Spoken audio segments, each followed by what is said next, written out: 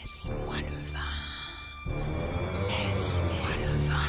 Laisse-moi le vin. Laisse-moi le vin. Laisse-moi le vin. Laisse-moi le vin. Laisse-moi le vin. Mais ça suffit, je t'ai déjà acheté tout le vin que tu voulais. Qu'est-ce que tu veux encore? Laisse-moi le vin. Le vin. Laisse-moi le vin. Le vin? Oui, le vin.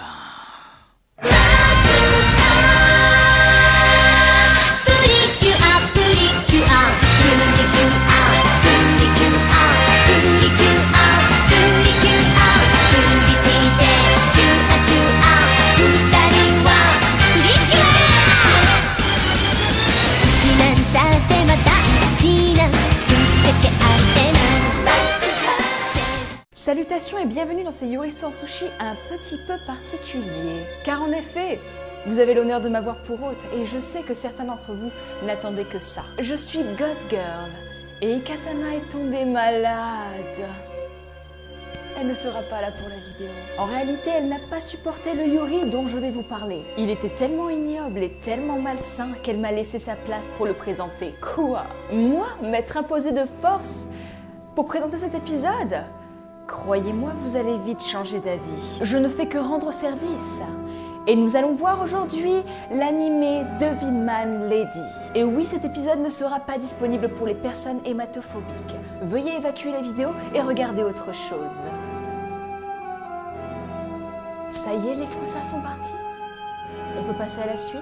Devilman Lady est un manga créé par Go Nassai, publié par Kodansha sous la forme de 17 tomes reliés. La série a connu le jour entre janvier 1997 et juin 2000 dans le magazine Weekly Morning. Tiens d'ailleurs, on a une histoire intéressante ici. Le manga et l'anime ne sont pas les mêmes œuvres. En effet, ils reprennent les mêmes schémas, mais ne commencent pas de la même manière. Dans le manga, Jun est un professeur des écoles, alors que dans l'animé, elle est mannequin. C'est un drôle de changement quand même. Attendez, ce n'est pas tout, car effectivement, ces deux œuvres ne commencent pas de la même manière. Et je pense que nous devrions en parler. Bon, par contre, je n'ai pas lu le manga. J'ai vu l'animé en pensant qu'il s'agissait de la même œuvre. Donc ma critique sera basée sur la partie animée de l'œuvre. Cependant, je vais vous faire un petit synopsis du manga pour les plus curieux d'entre vous. En fait, si vous arrivez à passer cette partie de la vidéo, vous pourrez regarder le reste, il n'y aura aucun problème. Jun était un professeur, du coup, elle a enseigné à son frère Hikaru. Hikaru, oui, comme toi. Du coup, Jun faisait l'éducation à son frère pendant que son père était parti aux États-Unis, certainement en train de tourner le prochain Lincoln contre les vampires.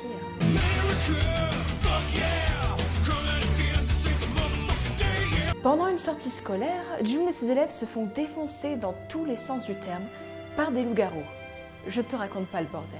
Et pendant que Jun se fait violer, la bête en elle se réveille et décide de défoncer ces magnifiques enfoirés. Ses élèves se tapent ensuite une série de cauchemars un peu particuliers, imaginant Jun se transformer en monstre. Aussi, de ce que je vois des scans, Jun est toujours aussi conne car elle a décidé d'ouvrir la porte d'entrée en culotte. Mais enfin, tu me diras, je fais exactement la même chose quand j'attends que quelqu'un de particulier rentre à la maison. Bon, par contre, après qu'elle ait mis un t-shirt, t'as son père qui est revenu et direct, il lui balance « Oui, ma fille, c'est moi qui t'ai transformée. Viens sur les genoux de ton papa pendant qu'il te raconte comment tu risques de prochainement te faire violer. » Et Jun, qui pendant ce temps-là pense au moment où elle voulait se faire troncher le plus violemment possible, toujours en étant sur les genoux de son père. Ainsi avance ce scénario, nous tombons donc sur cette fameuse bête, violant sans aucune retenue une jeune élève de Jun. Jun qui d'ailleurs est persuadée qu'il y a encore du bon en cet homme. Bon, je vais pas vous le cacher, elle se fait encore violer. Mais bref, je crois que ça suffira en quantité de détails que vous aurez de ce manga. J'aimerais éviter de vous faire vomir quand même. Et j'espère que votre avis ne sera point biaisé par la description que je vous ai faite de son œuvre sur papier. Bien évidemment, nous allons analyser ce Yuri à travers ses graphismes, son histoire, ses personnages, ainsi que ses OST. Concernant les graphismes, je pourrais vous dire que c'est dégueulasse. Ou alors, je pourrais être objective et vous dire qu'il s'agit d'un anime qui a mal vieilli. Vous choisissez. En fait, c'est un petit peu comme un mélange entre Cat Size et un snuff movie. Pour ceux qui ne savent pas ce que c'est, ça c'est Cat Size, et ça, c'est un snuff movie. Les couleurs sont extrêmement vives, et le jeu des nuances est très agréable, surtout pendant les scènes nocturnes, occupant la plus grande partie de Devilman. Aussi, vu que nous assistons à de nombreuses scènes plus que troublantes, ces dernières sont très bien approchées et utilisent les codes des films d'horreur, le plus souvent pour effrayer le public, jusqu'à l'écœurer au moment de la révélation. Car oui, niveau graphisme c'est moche, mais c'est très bien réalisé. Toutes les créatures sont flippantes et apportées dans l'œuvre avec un statut de grandeur. Elles sont partout, mais chacune d'entre elles est unique et écœurante dans leur domaine. Allez, on va parler de ce qui fâche. Parlons de l'histoire. Et que dire, à part que je suis sortie différente de cet animé.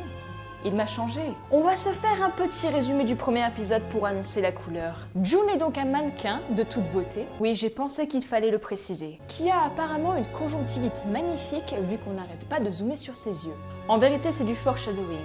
On prépare le spectateur à un élément qui a déjà été présenté. Elle va se sentir observée par un truc dont on ignorera l'identité pendant tout le reste de l'œuvre, sauf si vous êtes perspicace et remarquez qu'elle est juste paranoïaque par rapport à sa propre présence, ce qui n'est pas mieux quand on y pense. June a ensuite l'énorme privilège de croiser le contraire de Lady Oscar. Oui, c'est une blague sur le physique gratuite, mais bon, vu qu'elle fait flipper et qu'elle disparaît aussi vite que Superman, bah on la zappe, oui. Mais ne vous inquiétez pas, elle reviendra peu de temps après pour dire à June de la suivre, dans sa voiture, alors qu'elles ne se sont jamais croisées.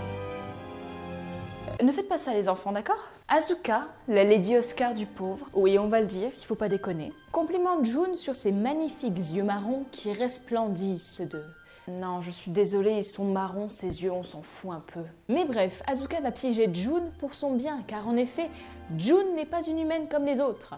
Car oui, elle est paranoïaque et dépressive. Toi, avec ce genre de blague, t'iras pas bien loin. Car oui, une fois que ses pulsions agressives atteignent leur paroxysme, elle devient Devilman Lady. Mais bon, dans ce cas présent, elle ne le devient pas avant de limite crever avec son trou béant dans la poitrine.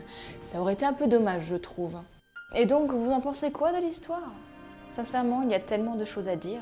En fait, c'est un peu maladroit, la manière dont l'histoire est abordée. Alors j'aurais pu dire que c'était certainement dû au fait qu'il ne s'agit déjà pas de la même chose avec le manga, donc que ça aurait pu être à cause de la trop grande liberté dans le scénario qu'il est parti en couille. Mais le scénario de l'animé est à première vue plus organisé que celui du manga, qui a préféré balancer des explications sur la création des monstres dès le second tome. Alors oui, je dis deuxième tome, mais le premier ne fait que 100 pages, c'est pour vous dire à quel point on a eu le temps de s'installer. C'est un peu comme si vous alliez au restaurant, vous commandez une entrée, un plat et un dessert. On vous sert l'entrée et le plat en même temps, on vous force à le bouffer, et après on vous passe un dessert dégueulasse. Bon, après je critique l'histoire, mais si après l'œuvre, vous voulez faire en sorte que vous vous sentiez mal à l'aise en la regardant, eh bien c'est réussi. En fait, c'est ça le problème, on ne peut pas faire la différence entre une écriture mauvaise et tordue ou une bonne écriture maladroite.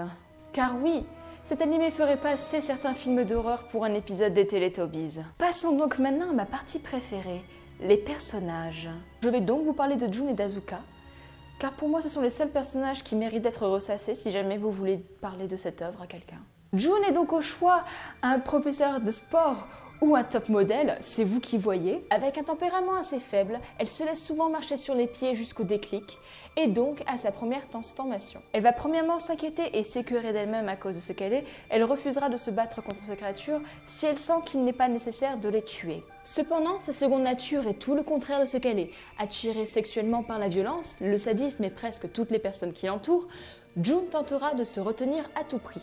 Mais sa vraie nature reprendra le dessus occasionnellement, car il ne faut pas déconner, une petite fille ne peut pas contrôler Satan. June sera pourtant un personnage relativement complet, si on oublie les fois où ses pulsions reprennent le dessus et où elle décide d'embrasser un collègue de travail ou sa meilleure amie / future copine décédée. Oups, je vous ai spoilé.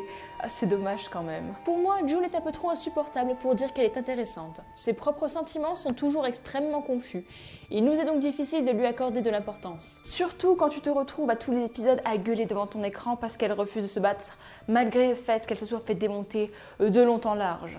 Ensuite, pour Asuka, je suis relativement sympa, je ne vais pas tout vous spoiler, mais pour les plus vifs d'entre vous, je suis certaine que vous avez déjà senti l'anguille. Elle sera le mentor de June, froide et indifférente dans l'admiration qu'elle éprouve pour la créature qu'est June.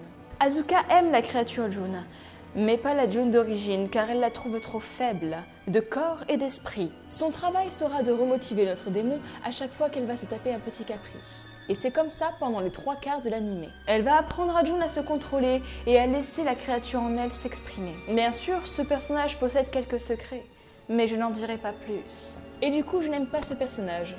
Juste car sa manière d'agir est très mauvaise en soi. Vénérer une créature qui se trouve dans une personne qui ne veut vraiment pas être ce qu'elle est, c'est trop tordu. Asuka ne respecte rien, et elle ne respecte certainement pas June. Mais si je continue de vous en parler, je risque de vous spoiler, donc je vais m'arrêter ici. Et que dire des OST? Très sincèrement, elles sont parfaites pour l'œuvre. La correspondance entre l'atmosphère musicale et visuelle est indivisible tellement les deux se complètent l'un l'autre. L'OST prend une énorme place dans l'œuvre car cela fait également partie de la composition standard d'un film d'horreur.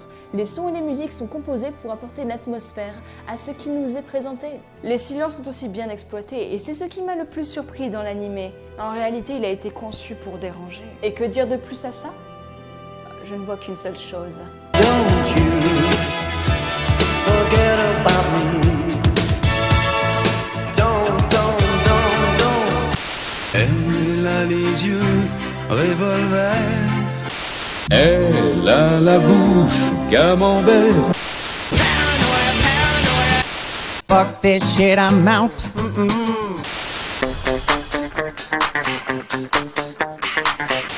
Qui êtes-vous? Ta gueule, tu viens. Ok. Pas la peine de te rhabiller, tu finiras à poil, mon enfant. Oh! Don't you forget about me. Après un voyage aussi tordu, que pourrais-je ajouter de plus à ma critique? J'ai premièrement méprisé cette œuvre, pensant que c'était ridicule et mal réalisé, mal vieilli et absurde dans son approche. Puis j'ai détesté cette œuvre pour les horreurs qu'elle m'a montrées au fil des épisodes, aussi bien au niveau du gore que dans la torture psychologique par laquelle on passe en même temps que le personnage principal. Pour les plus masos d'entre vous, voir les épisodes 13 et 25, les enfants. Mais après, en écrivant le scénario de ce Yuri sans sushi, j'ai été frappée par une épiphanie. Ce Yuri est avant tout une œuvre penchée sur le gore, la violence psychologique et physique. Est-ce que donc détester cette œuvre ne ferait pas partie de l'intention de l'auteur? Et donc pour cette réflexion, je vais donner un... non, tu vas pas donner cette note parce que ce gars a réalisé Cutie Honey et c'est l'un des piliers des œuvres ecchi avec des tendances lolicon Jacob size. Je vais lui donner un 3, hein. C'est bien un 3. Voilà, j'espère que cet épisode des Yuri sans sushi vous aura plu. Et je n'ai pas encore choisi mon sujet pour le prochain épisode. Vous pouvez tenter de m'influencer dans les commentaires. Et donc on se retrouve prochainement pour un Yuri sans sushi. Ou autre chose, je ne sais pas encore. Allez, bisous bisous.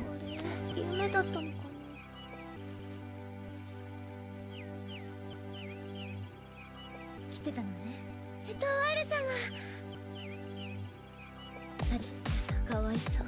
プールに行けるわ。かわいそう。でも美味しい。美味しいでしょ。はい。Et oui, pour les plus perspicaces d'entre vous, c'est mon anniversaire aujourd'hui.